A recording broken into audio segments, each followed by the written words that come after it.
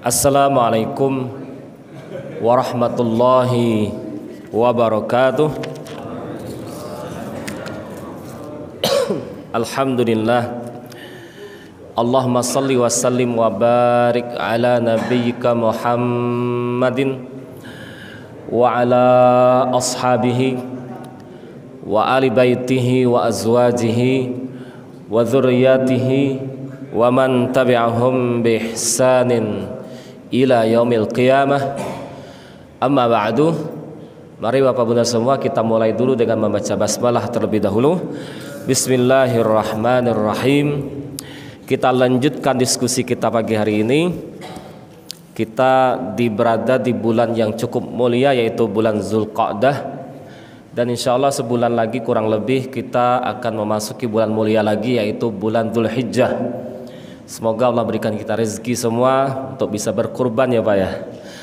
Yang belum ada rezeki segera nabung. Semoga Allah berikan rezeki yang luas. Amin ya rabbal alamin.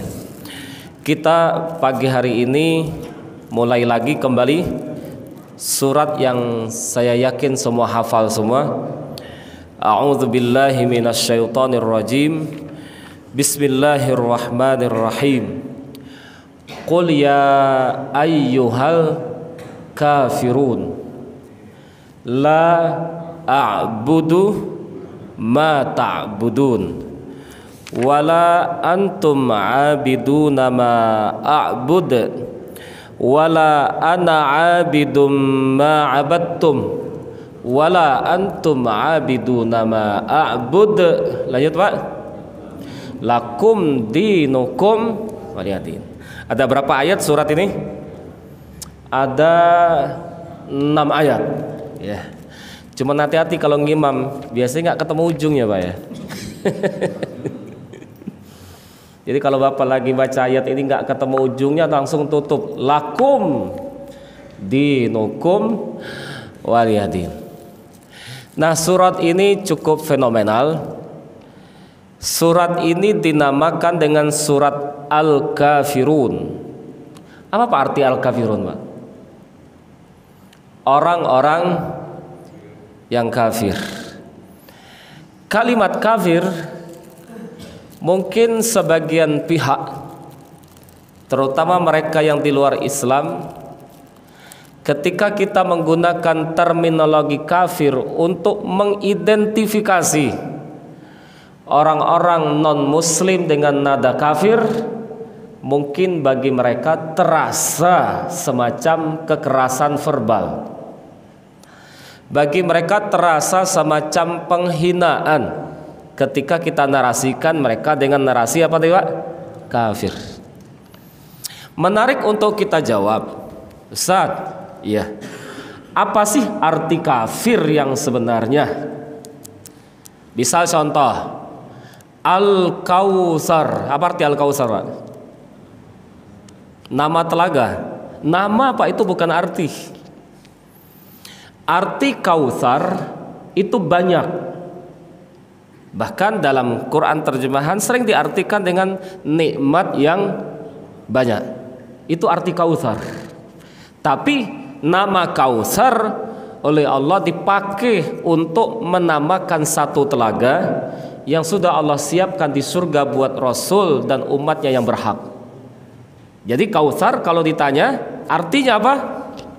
Banyak, nikmat yang banyak. Tapi dipakai buat nama telaga. Akhirnya telaga itu dinamakan dengan telaga Kautsar. Itu Pak artinya. Nah, oleh orang Selipi, Kautsar dipakai buat nama yayasan. Dari mana Pak? Dari Kautsar. Berarti nama apa Pak? Yayasan. Mungkin jangan-jangan nama tetangga Bapak namanya Pak. Pak siapa Bu? Pak Kautsar. Tapi tetap dia punya arti. Sama kalimat kafir. Kafir itu punya arti. Walaupun tadi kita katakan istilah yang digunakan dalam Islam sebagai terminologi mengidentifikasi orang-orang di luar agama Islam. Tapi kafir punya arti. Apa artinya? Arti kafir adalah cover. Mirip loh Pak, cover. Apa arti cover Pak? Dalam bahasa Inggrisnya, cover itu artinya tutup. Maka ada istilah bed cover, gitu ya. Kita juga biasanya ke rumah makan Padang yang dewasa akhir-akhir ini kan makanannya biasanya apa Pak? Di piring.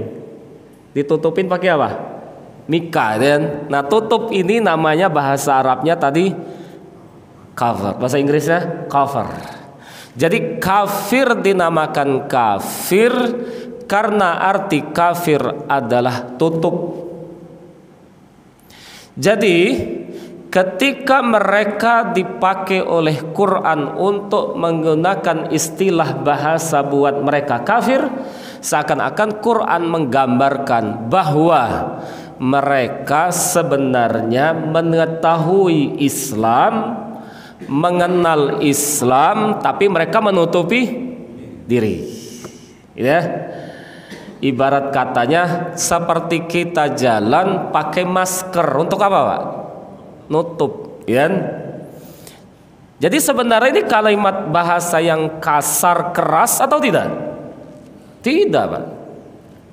Bagi mereka non-muslim yang terpelajar tahu arti ini, mereka nggak marah dibilang kafir. Karena mereka tahu betul artinya adalah menutupi. Artinya mereka enggan menerima ajaran Islam, lalu mereka tutup diri mereka supaya tidak mengimaninya. Dan menariknya lagi, saya lupa ayat berapa itu dalam surah apa itu, ada ayat menarik. Kafir dalam bahasa Arab kuno artinya adalah petani. Jadi petani itu Pak dalam bahasa Arab kuno itu namanya adalah kafir. Yu'jibuz zurra'ah liyaghiza bihumul kuffar. Nah, yu'jibuz zurra'a nabatuh. Jadi ayat ini bilang si petani yu'jibuz zurra'a lupa ayatnya. Bukan yang surah satu lagi Ustaz. Yu'jibul kuffara nabatuh. Bukan zurra. Yu'jibul kuffara nabatuh. Ayat ini bilang kuffar. Kuffar apa Pak? Kafir. Yu'jib, takjub. Nabatuh, tumbuhan tanaman mereka karena sudah tumbuh indah. Keindahan tanaman ini si petani sehingga mereka terasa takjub. Nah, dalam bahasa Arab kuno dalam ayat ini yu'jibul kuffara nabatuh, orang-orang kafir merasa takjub. Gara-gara apa? Tanaman yang dia tanam sudah tumbuh. Lihat Pak, mungkin bertanya-tanya, mengapa dalam bahasa Arab kuno kok mereka bilang kafir untuk seorang petani? Petani dalam bahasa Arab mereka menggunakan istilah dengan nada kafir. Karena petani ini begini Pak, itu benih oleh mereka bisa taruhlah tanam tanam kurma itu ya, tanam cabai. Oleh mereka benih ini diapain Pak? Digali dulu tanah itu ya. Setelah digali baru apa? Masukin benihnya, setelah itu apa? Ditutup. Nah, menutup benih dengan tanah ini, gara-gara inilah kemudian orang Arab kuno menamakan petani dengan nama kafir. Kuffar, kafir. Jadi kalimat kafir secara linguistik kebahasaan artinya menutupi, di mana menutupi yang dimaksud di sini adalah mereka menghalangi diri mereka untuk tidak mau beriman. Jadi ada semacam kesengajaan dari mereka. Lebih jauh lagi tadi kita katakan pada bahasa kunonya orang Arab untuk petani mereka namakan dengan nama apa tadi? Kafir. Kenapa kafir? Karena petani benih oleh mereka dimasukkan dalam tanah, setelah itu ditutup. Usaha menutupi ini mereka namakan dengan nama apa tadi? Kafir itu petani. Jadi ini bahasa kafir buat non muslim. Sekali lagi bukan narasi untuk memojokkan, apalagi kekerasan verbal, bukan. Bahkan saya rasa ini istilah Islam jauh lebih elegan, untuk mengidentifikasi orang di luar agama mereka. Kan ada tetangga kita bilang orang yang nggak seagama dengan mereka namanya apa, Pak? Hah? Domba. Jadi masih halus mana?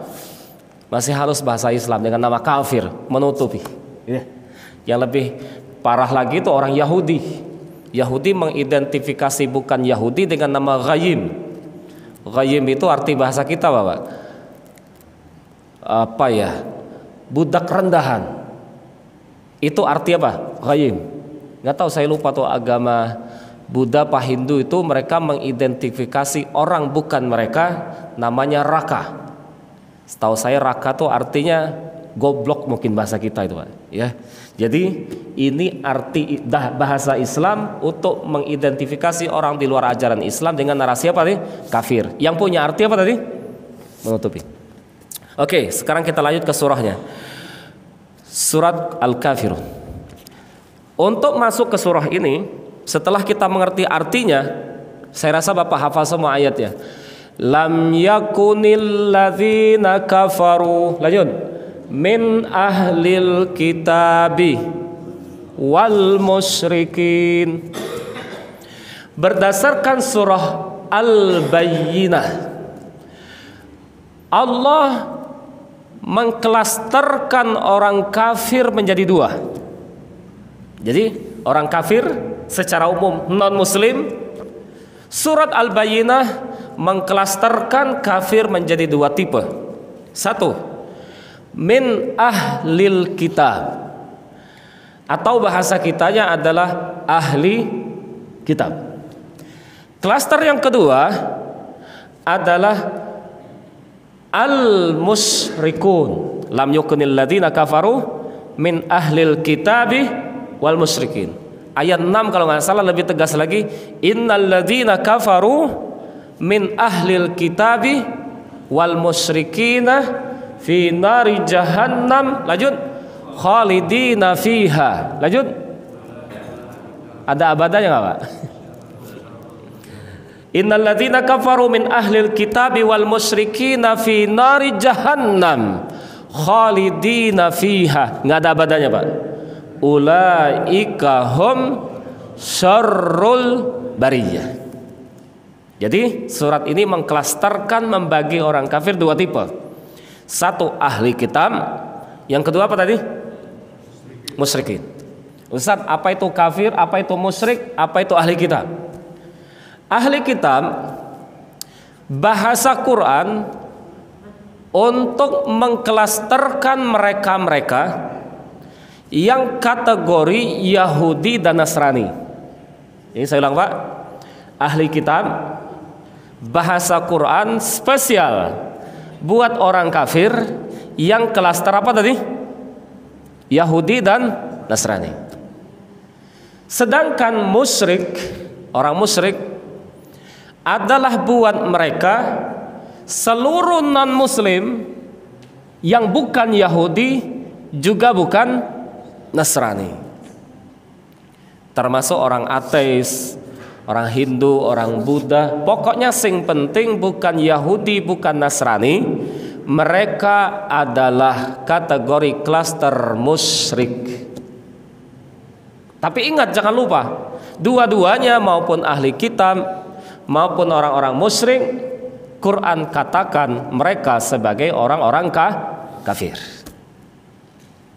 Qul ya ayyuhal kafirun. Qul, apa arti qul, Pak? Katakanlah. Waktu itu kan kita bahas di sini ketika kita membicarakan surat Al-Ikhlas. Kalimat katakanlah kesannya ada yang nyuruh. Ya, Pak? Siapa yang nyuruh, Pak? Pasti Allah yang menurunkan wahyu ini. Oke, lanjut. Pasti ada yang disuruh. Siapa, Pak, yang disuruh? Nabi Muhammad. Setelah Nabi Muhammad kita kena nggak, Pak? Apakah ayat ini selesai cuman Rasul yang disuruh untuk ngatakan, bilangin, atau kita juga kena?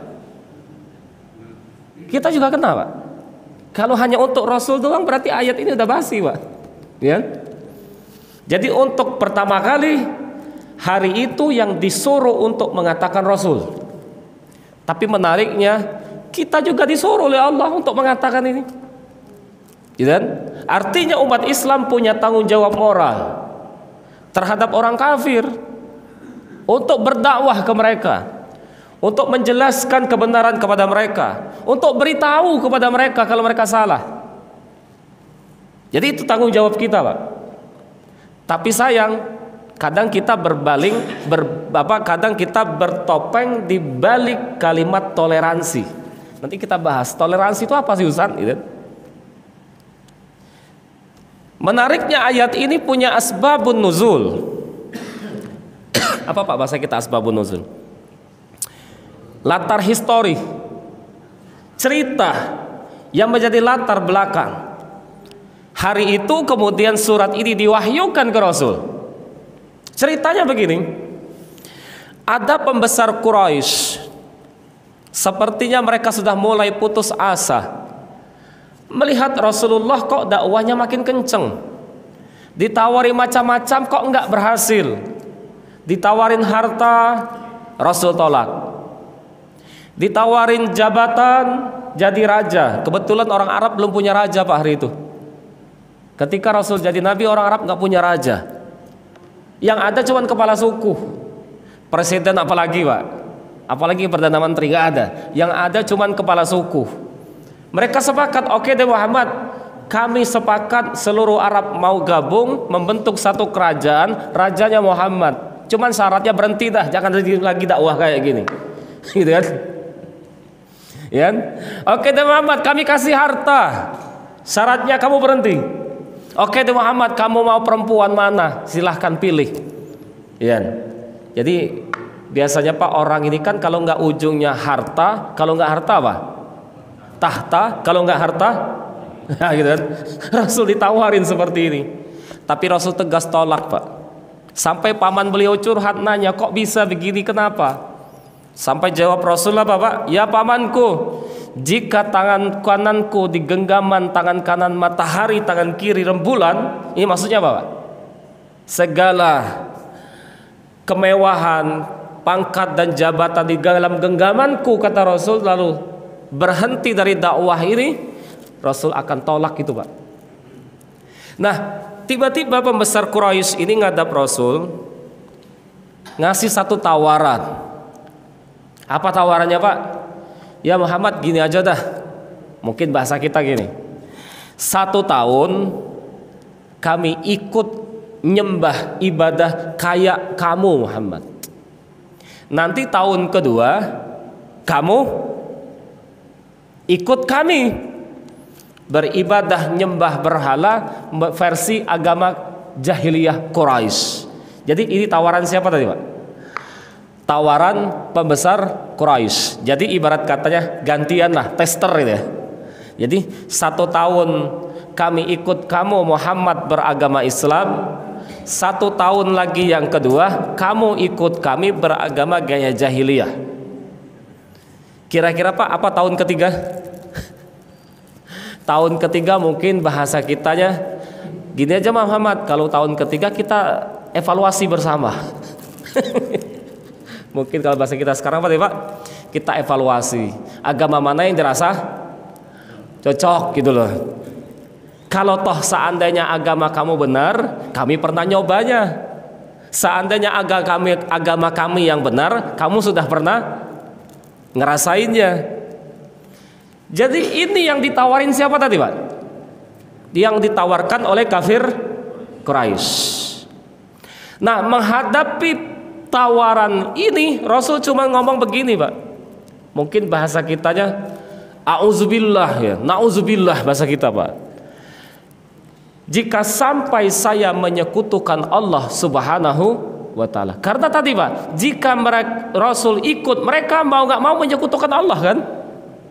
Jadi Rasulullah dengan tegas mengucapkan kalimat tegas, dia minta lindung kepada Allah jika sampai menyekutukan Allah Subhanahu wa taala. Turunlah ayat ini. Sikap tegas dari Allah. Kul, apa kul Pak artinya? Biar pas, jangan katakanlah Pak. Kira-kira yang pas apa Pak? Hah? Apa? Perintah. Oke, ada pendapat lain. Kan ini yang ada yang nawarin nih, begini. Allah nurunin ke Rasul ayat ini supaya punya sikap. Kul. Perintahkanlah. Kalau saya pasnya adalah bilangin Muhammad. Katakan ke mereka Muhammad. Jawab dengan tegas Muhammad. Tawaran mereka tadi. Ya ayyuhal kafirun, di ujungnya apa Pak? Lakum dinukum waliyadin. Apa Pak lakum dinukum waliyadin bahasa kita? Agamamu berjalan ya agamamu, agamaku ya berjalan dengan agamaku dengan keyakinanku. Kira-kira Pak, ayat ini ngajarin kita untuk toleransi apa intoleransi? Ayo. Toleran apa intoleran? Jangan-jangan sebaliknya Pak. Kalau saya menilai sepertinya ayat ini ngajarin kita intoleran. Bukan berarti ngajarin kita anarkis, bukan. Kan beda antara intoleran anarkis dengan intoleran yang tidak anarkis. Kalau pendapat saya semoga salah, sepertinya ayat ini nyuruh ya kamu berjalan, saya berjalan, masing-masing. Ya. Oke, sekarang kita lihat Pak, hari ini nih Pak, hari ini. Kira-kira toleransi yang diartikan oleh mereka, yang ditawarkan oleh mereka ke umat Islam, versi lakum dinukumnya apa versi asbabun nuzulnya? Ingat ceritanya apa tadi? Kafir Quraisy nawarin ke Rasul, 1 tahun kami ikut kamu, tahun kedua kamu ikut kami, ganti-gantian barang join gitu loh. Nah hari ini toleransi yang ditawarkan oleh mereka buat kita, yang mereka inginkan, itu toleransi lakum dinukum waliyadinnya apa toleransi asbabun nuzul ya? Coba perhatikan. Ketika mereka lagi hari besar agama mereka kita ini banyaknya apa? Ikut-ikutan itu ya. Maaf contoh kalau kita boleh contohkan, Natalan bersama itu ya. Ibu-ibu datang nyumbang apa ibu-ibu ya? Bentabok gitu kan. Ya, nanti gantian kita lagi Idul Fitri, Idul Adha mereka juga ikut kita itu kan. Jadi Pak, hemat kami hari ini toleransi yang ditawarkan oleh mereka, baik oleh non muslim maupun oleh orang-orang segelintir muslim yang menyimpang, mereka seakan-akan mengulangi cerita kafir Quraisy tadi. Toleransi yang mereka inginkan adalah tawar-tawar. Toleransi yang mereka inginkan adalah duduk bersama. Padahal maunya ayat apa? Lakum dinukum waliyadin. Kamu berjalanlah, ya gua berjalan juga. Mobil kamu berjalan mau kemana, mobil kami punya rute sendiri. Nah hari ini toleransi yang mereka inginkan mereka tawarkan sebaliknya Pak. Seakan-akan kisah kafir Quraisy tadi terulang. Mereka pengennya duduk bersama, mereka pengennya berjalan bersama, ibadah itu dihadiri oleh unsur berbagai macam umat Islam. Begitu juga sebaliknya. Enggak Pak, bukan itu. Maunya lakum dinukum waliyadin, kita punya batasan, kita punya wilayah. Ini wilayah kami berjalan, ini wilayah kalian, berjalanlah dengan kalian. Itu yang diinginkan oleh Pak. Lakum dinukum waliyadin.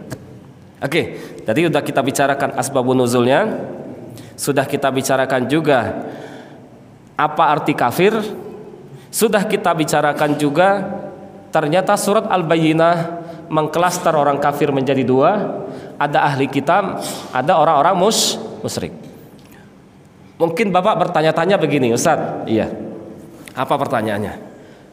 Kalau dua-duanya ahli kitab dan musyrik ujung-ujungnya kafir juga, loh apa fungsinya kok ahli Yahudi, Nasrani oleh Quran sedikit spesial dinarasikan dengan ahli kitab? Gitu Pak ya, pertanyaannya gitu. Mengapa Yahudi dan Nasrani sedikit agak dispesialkan dalam Quran dengan klaster narasi ahli kitab. Oke, kita jawab bareng-bareng.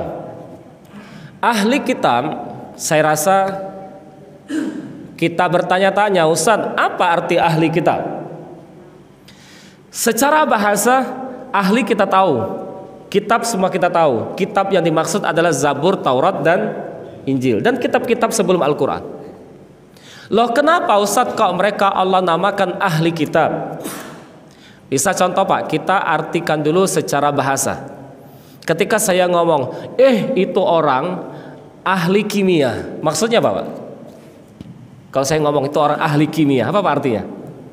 Oh, itu orang berarti sangat menguasai betul ahli kimia, maka dibilang ahli kimia. Jadi kalau dibilang ahli kitab, berarti artinya apa Pak? Menguasai betul kitab-kitab mereka. Oke.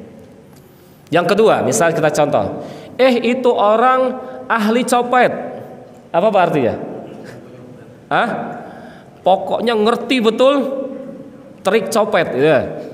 Oh, itu orang ahli mesin, berarti apa Pak? Menguasai tentang mesin. Tapi ketika saya ngomong, itu orang ahli waris, apa Pak arti waris? Orang yang bukan menguasai Pak, orang yang berhak menerima warisan, ini ya. Oke. Tapi kita bilang tadi ahli copet, ini positif apa negatif Pak? Negatif ya. Jadi kalimat ahli kitab itu bisa bermakna positif, bisa bermakna negatif.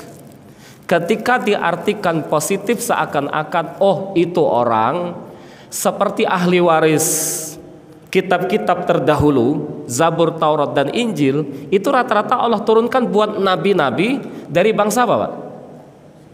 Bangsa Israel. Arti dibilang ahli kitab, mereka bangsa terpilih di mana kitab-kitab suci Allah pernah diturunkan kepada bangsa mereka. Jadi ini maknanya apa nih? Positif. Tapi juga bisa bermakna negatif. Ahli kitab, dasar ahli kitab itu. Maksudnya apa? Artinya orang yang pandai otak-atik. Ya, dia cari celahnya. Dia masuk ke wilayah yang orang tidak mengerti demi keuntungan pribadinya. Kan?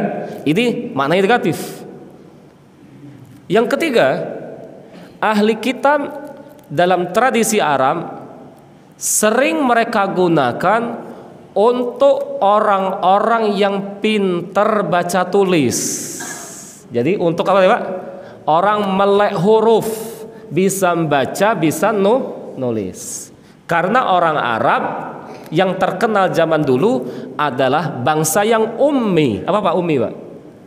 Buta aksara. Jadi kalau mereka bingung, Pak aku nggak bisa baca kitab, lari ke Yahudi sana. Mereka ahli kitab. Maksudnya apa Pak? Melek huruf, bisa membaca, bisa tulis. Jadi sebenarnya Allah katakan Yahudi Nasrani dengan narasi ahli kitab karena mereka bisa nulis, bisa baca. Yang kedua, mereka punya warisan dari nabi sebelumnya, yaitu kitab Zabur, Taurat, dan Injil. Yang ketiga, ada kesan di balik itu dengan kemengertian mereka terhadap kitab. Mereka otak-atik firman Tuhan dalam kitab. Ini kenapa Allah bilang mereka dengan ahli kitab. Tapi sedikit spesial. Kenapa sedikit spesial? Karena memang orang Arab dalam sepanjang sejarah kunohnya mereka hidup dalam ketidakmengertian baca tulis sebagian besar. Bukan berarti tidak ada. Itu Pak ya. Jadi sebenarnya spesial Quran buat mereka dengan narasi ahli kitab. Harapannya dengan dipuji dan disanjung mereka beriman. Itu Pak ya. Oke, lanjut. Qul ya ayyuhal kafirun. Katakanlah hai Muhammad. Jadi Allah nyuruh Rasulullah untuk bilangin. Katakan kepada siapa nih? Ahli kitab. Di sini terlihat bahwa Quran firman Allah. Pak, jika ada orang bilang begini, Quran buatan Rasul, Quran karya Nabi Muhammad, Kira-kira Rasul nyuruh siapa Pak? Kalau ini buatan Muhammad, katakanlah hai Muhammad. Padahal Quran buatan siapa? Buatan Rasul. Seharusnya hai aku, katakan aku. Karena dia yang nulis ya Pak. Jadi karena Quran firman Allah, maka kemudian Allah bilang, hei Muhammad, katakan ke mereka. Di sini terlihat Rasul hanya tugasnya ngapain Pak? Menyampaikan. Ini cara canggih dari Allah. Ada terselip kalimat kul, katakan Muhammad, untuk meyakinkan mereka. Terlebih lagi buat manusia hari ini yang ragu Quran firman Allah, Allah menyelipkan kalimat kul, katakanlah hai Muhammad, seakan-akan untuk meyakinkan kita hari ini bahwa Quran bukan buatan Muhammad, tapi Quran adalah firman yang telah nyuruh Rasulullah, katakanlah hai Muhammad. Karena kalau ini buatan Rasul, tidak mungkin Rasul bilang apa? Katakanlah hai Muhammad. Masa dia yang buat tapi nyuruh katakanlah hai Muhammad. Gitu ya. Oke. La a'budu ma ta'budun. Aku tidak menyembah apa yang kalian sembah.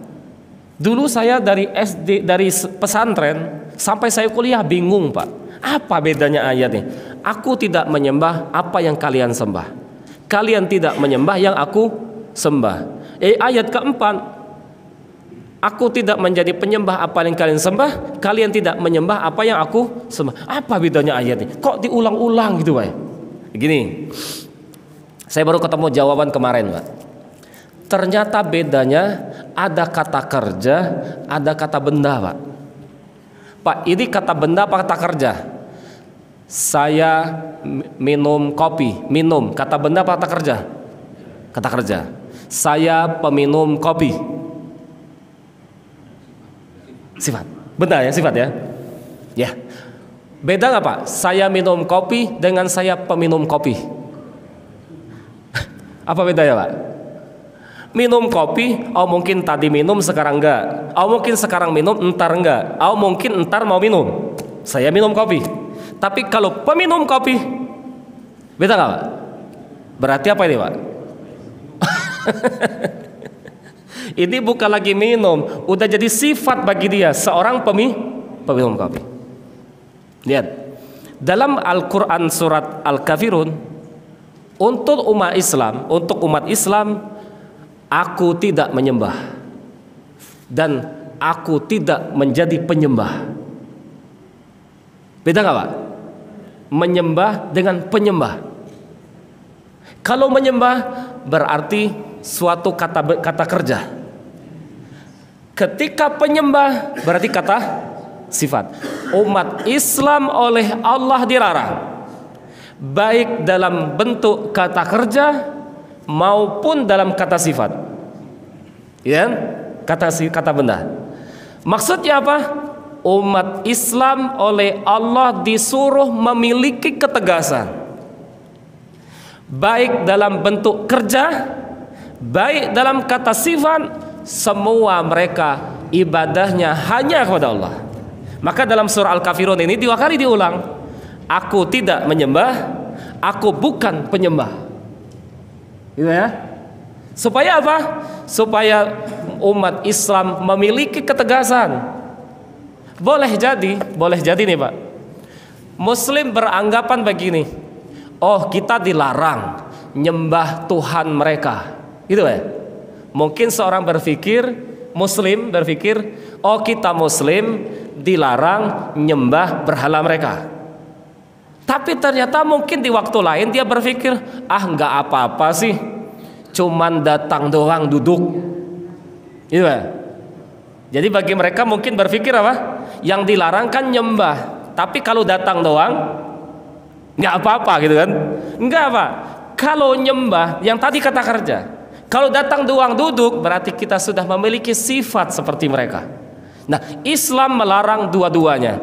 Jangan pernah menjadi penyembah, begitu juga jangan pernah menyembah apa yang mereka sembah. Nah, sehingga cocok di ujung ayat ditutup dengan kalimat lakum dinukum waliyadin. karena pada ujungnya nggak akan pernah ketemu titik temunya, ya udahlah, berjalanlah kamu ya kamu, berjalanlah saya ya saya. Gitu ya. Oke, lanjut. Kayaknya berat banget pagi nih ya Pak ya. Serius banget ya. Oke, kita lanjutin. Ustadz, iya. Sekarang yang menariknya dari surat ini, kalimat sembah itu apa sih Ustadz? Karena menariknya kuliah ayyuhal kafirun menggunakan kalimat sembah di terjemahannya, tidak menggunakan redaksi ibadah. Bedanya apa Pak? Kalau hemat kami sepertinya, kalau nyembah kesannya apa Pak? Apa? Nyembah kesannya seakan-akan kita apa? Nyembah tunduk gitu ya, sujud gitu kan? Ya. Tapi kalau ibadah bahasanya lebih spesifik apa lebih umum? Ibadah lebih umum. Karena senyum juga ibadah, sujud ibadah, puasa ibadah, buang sampah pada tempatnya ibadah. Jadi ibadah bahasa yang jauh lebih umum ketimbang nyembah. Nyembah kesannya spesifik, ya Pak ya? Karena nyembah kesannya seakan-akan sholat atau sujud atau ruku. Itu apa tadi? Nyembah. Makanya kalau kita mau kemana Pak wudhu, mau sembahyang, iya. Kenapa dibilang sembahyang? Nyembah, gitu kan? Sholat, gitu kan? Jadi kalau sholat, apa tadi? Nyembah bahasa sedikit spesifik, sedangkan ibadah sedikit apa? Jauh lebih umum. Makanya iyyaka na'budu wa iyyaka nasta'in, hanya kepadamulah kami menyembah, hanya kepadamulah kami minta pertolongan. Saya lebih senang terjemahan jangan menyembah. Saya lebih senang dengan kalimat ibadah. Hanya kepadamulah kami beribadah. Karena kesannya umum, termasuk senyum untuk Allah, termasuk buang sampah lillah, termasuk sholat lillah, termasuk puasa lillah, termasuk ngaji lillah. Gitu ya? Nah, maka Imam Ibnu Taimiyah itu indah sekali ketika mendefinisikan apa itu ibadah. Apa kata beliau? Ismun jami'un, satu narasi yang mengcover likullin ma yuhibbuhullah wa yardah. Ibadah adalah narasi bahasa yang mampu mengcover banyak hal, baik ucapan, perbuatan, gerak, tindakan, diam dan gerak kita. Jika itu perbuatan Allah suka lagi ridha, maka perbuatan itu dinamakan ibadah. Syaratnya apa tadi Pak? Allah suka, Allah ridha. Berarti kalau begitu senyum ibadah apa? Ibadah. Buang sampah pada tempatnya ibadah. Salat bukan lagi ibadah Ustaz, diwajibkan itu ya. Ramadan puasa ibadah, betul, malah Allah wajibkan. Zakat betul ibadah, malah Allah wajibkan. Ya. Jadi ibadah jauh lebih umum ketimbang narasi apa tadi? Nyembah. Nah, maunya al-kafirun seluruh ibadah kita, ucapan, perbuatan, diam, gerak, apapun yang bisa kita lakukan, kita kerjakan, baik berbentuk diam dan gerak, semuanya lillahi, bukan kepada selain Allah. Karena Bapak hafal semua ayatnya. Inna salati, lanjut, wa nusuki wa mahyaya wa mamati lillahi rabbil alamin. Jadi ujungnya apa Pak? Lillahi rabbil alamin. Apa Pak maksud lillahi rabbil alamin? Salat, ibadah, hidup dan matiku hanyalah untuk Allah. Cukup sampai sini? Cukup Pak? Kurang Pak, masih kurang. Bukan hanya lillah Pak, harus apa? La syarikalah. Banyak umat Islam fokus di lillahi rabbil alamin, Tapi lupa apa Pak? La syarikalahnya. Ibadah kita betul harus lillah. Puasa kita betul harus lillah. Nazar kita betul harus lillah. Kurban kita betul harus lillah. Doa kita betul harus lillah. Tapi jangan lupa, harus apa tadi? La syarikalah. Apa Ustaz la syarikalah? La syarikalah, jangan ada sekutu setelah lillah. Kan banyak orang nyembelih lillahi ta'ala kurban. Potong itu kambing lillahi ta'ala. Allahu Akbar bismillah dia baca. Tapi dagingnya untuk Nyi Roro Kidul. Berarti apa Pak? Di awalnya lillah, tapi setelahnya dia enggak la syarikalah. Ya? Betul dia doa. Dia doa minta kepada Allah seperti yang dilakukan oleh kafir Quraisy. Dia minta kepada Allah, doa kepada Allah. Lillah, tapi ternyata lewat berhala. Ya? Jadi saya tegaskan lagi Pak, yuk kita cek ucapan kita. Kita tinjau ulang kembali perbuatan kita. Kita diskusikan lagi apa yang pernah kita kerjakan. Jangan sampai apa? Lillah, tapi ternyata ujungnya enggak, la syarikalah. Kan waktu itu ketika kita bahas surah An-Nas di sini, kita sedikit bercanda Pak ya. Ketika Bapak mau kencing di tengah hutan, apa yang Bapak baca? Di bawah pohon lagi kencingnya. Hah? Kencing tengah hutan, gak ada toilet, di bawah pohon rindang. Kebetulan gak jauh dari pemakaman lagi kan. Bapak mau kencing, yang dibaca apa Bu? Mbah numpang permisi anak cucu mau kencing gitu kan. Gak gitu Pak, gak gitu. Ketika kita sudah la syarikalah, bacanya apa? A'udzu bikalimatillahi tammat. Lanjut. Min syarri ma khalaq. Ya. Jadi kita ulang lagi, jangan hanya lillah tapi melupakan apa? La syarikalah. Lanjut. Wa bidzalika umirtu.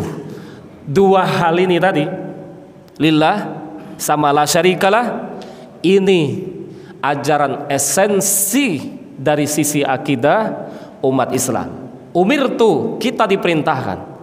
Wa ana awwalul muslimin. Satu sisi yang ketiga, seluruh ibadahku hanya tunduk pasrah kepada Allah. Bahkan ayat ini kita nyuruh orang pertama, bukan orang kedua Pak. Jadi kita oleh ayat ini disuruh apa? Kita ini mungkin sering bacanya wa ana minal muslimin, sering gitu kan? Tapi versi ayatnya wa ana awwalul muslimin. Aku, kata ayat ini, disuruh oleh Allah untuk jadi awal apa Pak? Orang pertama. Muslimin berupaya untuk serah diri kepada Allah. Jadi Pak, umat Islam ini selalu oleh Allah disuruh orang pertama dalam hal kebaikan. Bahkan Bapak hafal doanya, Rabbana hablana min azwajina, lanjut, wa dzurriyyatina qurrata a'yun, lanjut, waj'alna, Allah jadikanlah kami imaman. Apa arti Pak? Ayo, jadikan kami apa? Imam. Ustadz, masa semasjid imam semua? Betul. Imam di sini bisa juga diartikan dengan orang paling terdepan.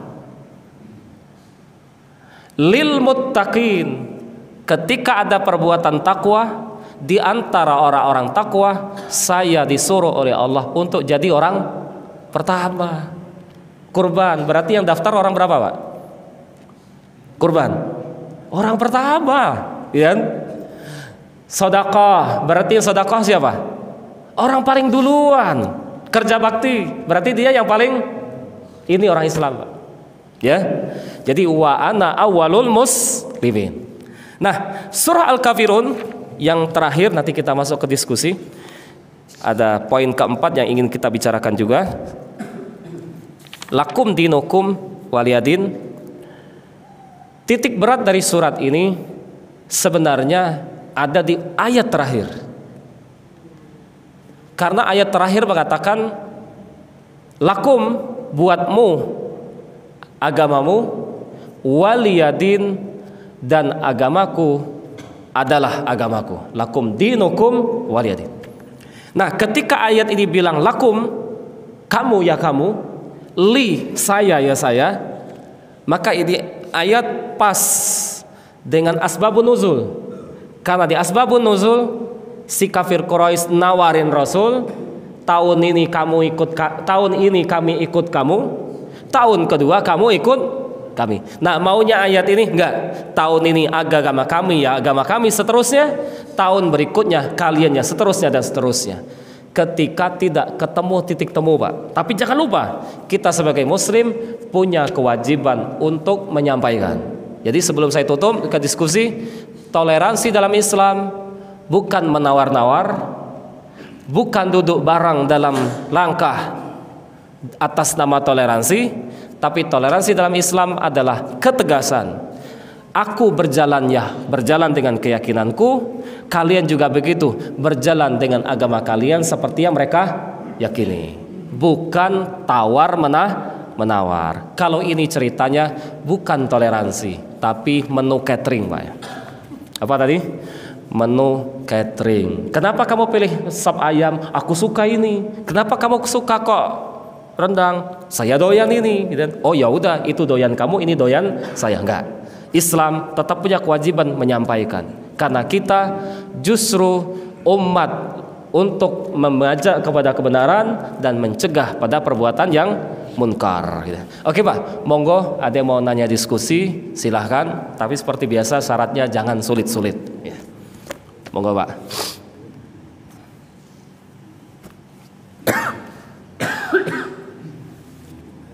Ya, ibu-ibu monggo, Bu. Bismillahirrahmanirrahim.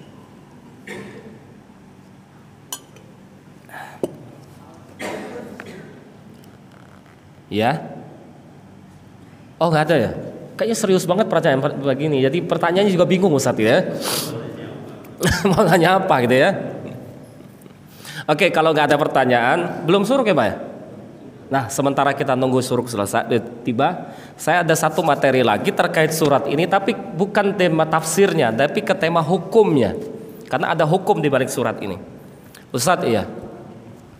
Ada hukum di balik sikap sebagai muslim, ada sedikit perbedaan ketika menyikapi orang ahli kitab sama menyikapi orang musyrik. Hari itu ada perang besar, Persia lawan Romawi, bukan MU lawan Chelsea, bukan, Pak. Kan ya. Tapi walaupun begitu, bagi orang Arab ini pertandingan yang seru untuk diikuti. Seperti hari ini Bapak lihat apa nih? MU lawan Chelsea. Pasti ada Bapak, ada fansnya ya. Nah, orang Arab itu punya sedikit kedekatan emosional dengan orang Persia, sehingga ketika terjadi perang besar ini, orang Arab menjagoin siapa, Pak? Persia. Tapi Rasul beda dewe, dia jagoin siapa? Romawi. Ya, jadi Rasul jagoin siapa tadi, Pak? Romawi. Orang Arab Quraisy Mekah hari itu jagoin siapa? Persia. Nah, di sini bahkan ada surat dalam Quran namanya surat Ar-Rum. Surat apa tadi? Ar-Rum. Kalah sebenarnya Romawi hari itu, tapi turun surat Ar-Rum untuk mengabarkan bahwa nanti akan datang saatnya tahun depan berikutnya yang perang akan dimenangkan oleh orang Romawi. Akhirnya skornya 1-1. Nah, menarik, mengapa Rasulullah berpihak kepada Romawi ketika terjadi perang besar lawan Persia? Memihak bukan berarti pro, bukan, artinya jago ini, ibarat kata sekarang itu saya dukung MU, Bapak dukung Chelsea gitu ya. Iya. Ada semacam menarik dari sisi akidah. Orang Persia itu nyembah apa, Pak? Majusi ya, Persia ya, Pak ya? Nyembah api. Notabene kira-kira ini masuk ke pelajaran tadi, orang Majusi masuk ke ahli kitab atau masuk ke orang musyrik? Musyrik. Kata nyembah apa tadi? Api. Nah orang Romawi masuk ke mana tadi? Ahli kitab. Karena mereka Kristen ya Pak ya. Romawi itu Kristen. Mereka nyembah Trinitas. Ya, Trinitas. Nah di sini Islam sedikit spesial buat orang ahli kitab. Ada beberapa perlakuan. Pertama, betul dan saya sepakat, MUI melarang keras dan hukumnya haram pernikahan beda agama, baik laki-lakinya muslim maupun perempuannya muslimah. Pokoknya pernikahan beda agama dilarang dan haram di Indonesia tanpa toleransi. Saya setuju ini.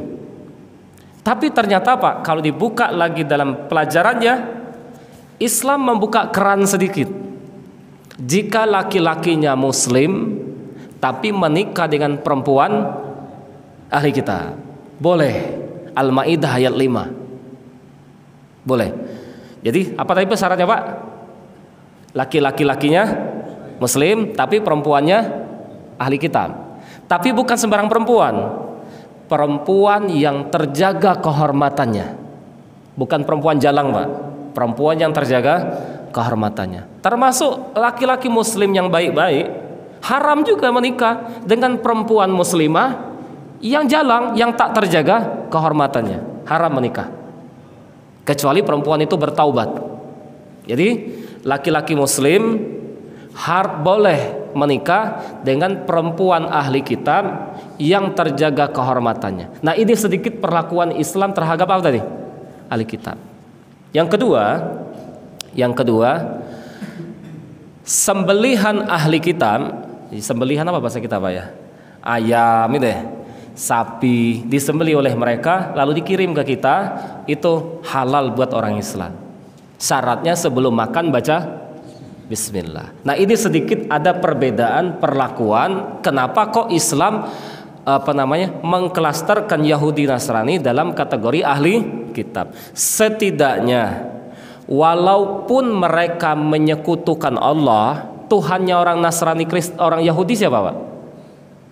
Tuhan Yahudi Nasrani Allah. Tapi oleh mereka disekutukan, oleh mereka dikatakan Allah punya anak. Yahudi Nasrani percaya kitab Zabur dan Taurat nggak? Injil nggak? Iya percaya. Yang notabene kitab firman Allah. Walaupun kitab ini menurut akidah Islam sudah tidak, walaupun nggak berani bilang tidak original, sudah tidak masanya lagi. Ya gitu ya. Karena kan sering mereka debat, katanya kitabnya nggak original lagi. Yang mana nggak originalnya? Yang mana versi original? Bapak nggak bisa jawab kan? Yang mana yang originalnya kan gitu kan? Ya udahlah. Jawabannya apa sekarang? Bukan periodenya lagi, karena ada the Old of Testament, perjanjian lama, ada perjanjian baru Pak ya. Kalau Quran apa? The Final of Testament, bukan lagi the New, tapi apa? The Final of Testament. Jadi perjanjian Tuhan yang sudah final, gitu ya, ya gitu ya. Tapi walaupun begitu, mereka beriman terhadap kitab ini. Jadi ada sedikit perbedaan ini. Ustadz, iya.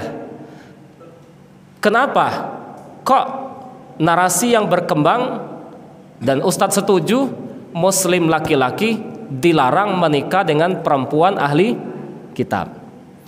Jawabannya adalah tidak mungkin rumah tangga itu awet Pak.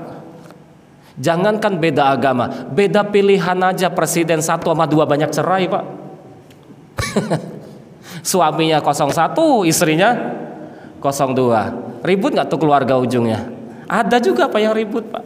Jangankan beda agama Pak, beda partai, beda ormas saja kita kadang susah untuk memanagenya rumah tangga itu. Apalagi beda apa? Beda agama. Gitu kan? Yang lebih parahnya lagi, yang diharapkan laki-laki muslim menikahi perempuan ahli kitab baik-baik, dan yang diharapkan apa? Moga-moga selama rumah tangga, karena laki-laki kepala keluarga, istrinya kesamsam, akhirnya ikut suaminya karena suaminya kepala keluarga masuk Islam. Ini enggak, kebalikan, suaminya ikut istri. Ini bukan suaminya doang, anaknya juga, gitu kan? gitu kan. Apalagi kan terkadang banyak juga kan suami takut istri gitu kan. Jadi yang harapannya pernikahan ini membawa istrinya masuk Islam, justru yang terjadi malah sebaliknya. Itu pertama. Yang kedua, kenapa dilarang di Indonesia? Perempuan muslimah masih banyak butuh apa, Pak? Butuh jodoh. Jangan sampai laki-laki muslim larinya ke toko sebelah, kan? Sehingga kemudian perempuan muslimah kehilangan pasaran gara-gara laki-laki muslim pindah ke toko sebelah. Itu ya. Ini pendapat Umar bin Khattab radhiyallahu anhu. Jadi kalau ditanya boleh tidak Ustaz laki-laki muslim menikahi perempuan baik-baik dari Nasrani dan Yahudi? Boleh. Tapi di Indonesia MUI melarang. Sebelum MUI melarang, Umar bin Khattab sudah melarang jauh-jauh hari. Alasannya adalah jangan sampai laki-laki muslim lari ke toko sebelah, ya. Yang kedua Ustaz, perlu dipertegas lagi tentang sembelihan tadi. Betul, kita boleh mengkonsumsi sembelihan mereka, karena Al-Maidah ayat 5 itu tegas mengatakan boleh untuk apa tadi? Mengkonsumsinya. Al-yauma uhilla lakumut thayyibat wa ta'amul ladzina utul kitaba hillul lakum. Sembelihan ahli kitab halal buat orang muslim. Ustaz, iya. Bukannya haram hewan yang disembelih? Ini menarik nih Pak ya. Maaf Pak, Bapak pilih mana? Yang mana yang haram? Ini kambing disembelih membaca nama selain Allah, atau B, tidak membaca nama Allah? Nah, kayaknya Ustaz, kok kayaknya bingung nih, kayaknya sama aja ya. Saya ulang Pak. Yang pertama apa tadi? Membaca selain Allah. Yang B, tidak baca nama Allah. Sama apa beda? Ayo, gimana Pak? Sama apa beda Pak? Beda Pak. Kalau membaca nama selain Allah, artinya ada yang dibaca, tapi yang dibacanya bukan nama Allah. Kalau yang B apa tadi? Tidak membaca nama Allah. Dia tidak baca nama Allah, tapi belum tentu apa? Membaca nama selain Allah. Yang mana yang haram, Pak? Apa tadi? Apa? Membaca nama selain Allah. Gitu ya.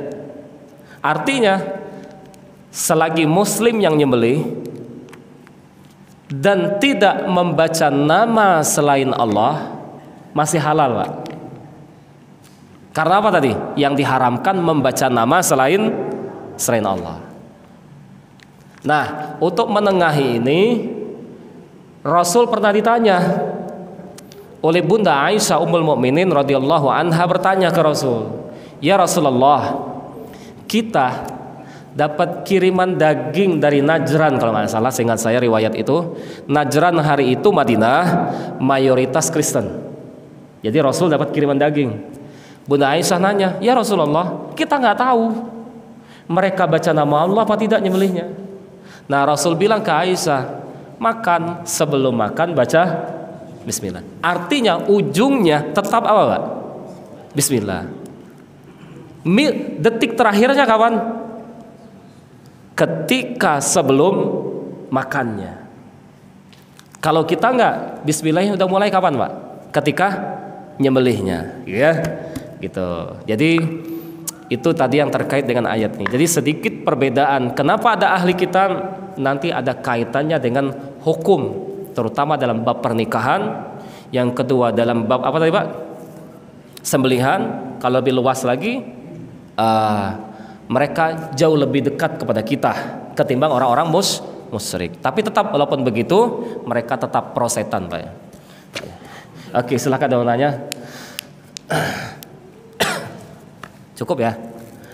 Monggo Pak, silakan.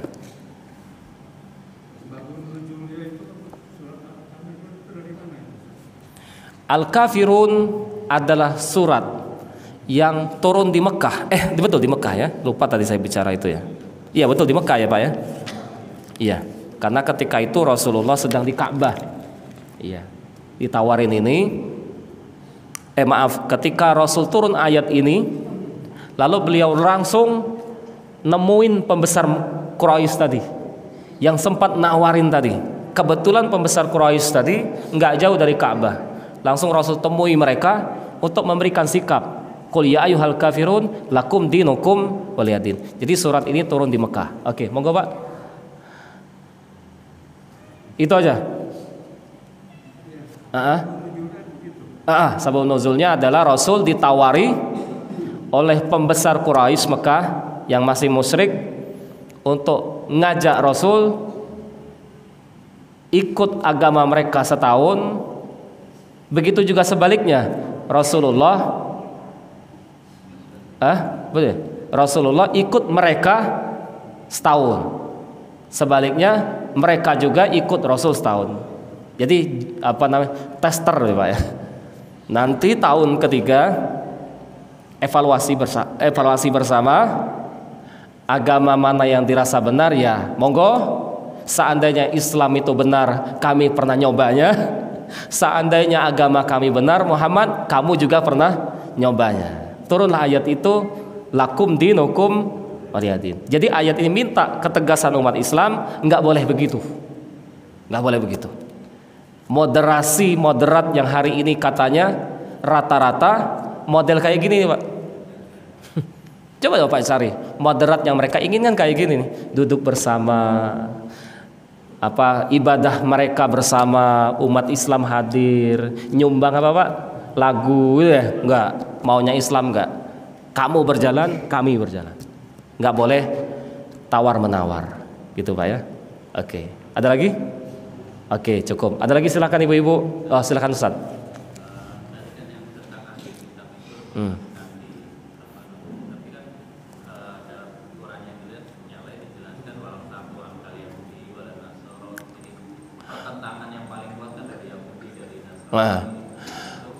Walan tarda ankal yahudu walan nasara hatta tattabi'a millatahum. Tidak akan pernah ridha Yahudi Nasrani sampai kita ikut mereka. Ayat ini mungkin bagi mereka Islam kok suuzon banget ya.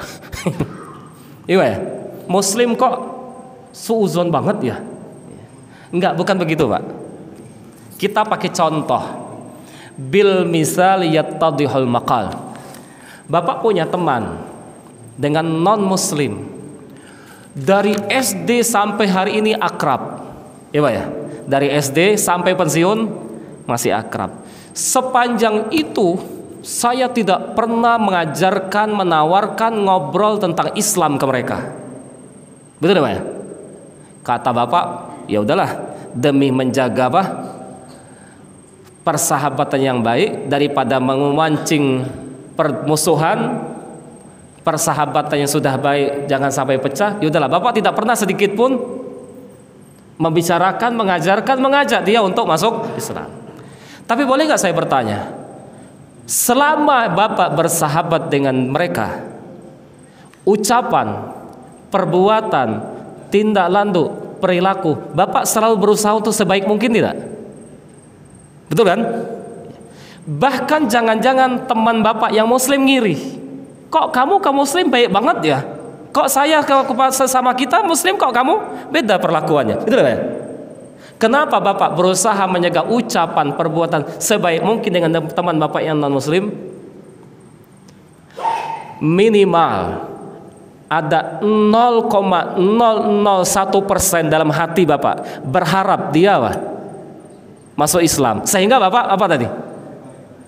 Ucapan sebaik mungkin, perilaku perbuatan sebaik mungkin. Ketika dia minta tolong, Bapak lebih gercep dengan teman yang muslim lain. Betul gak? Iya. Kenapa Pak? Karena dalam hati Bapak ada 0,1% ada ingin agar dia masuk. Pertanyaannya, mereka kayak gitu juga gak dalam hati mereka? Ada gak dalam hati mereka kayak gini? Ada Pak kagak?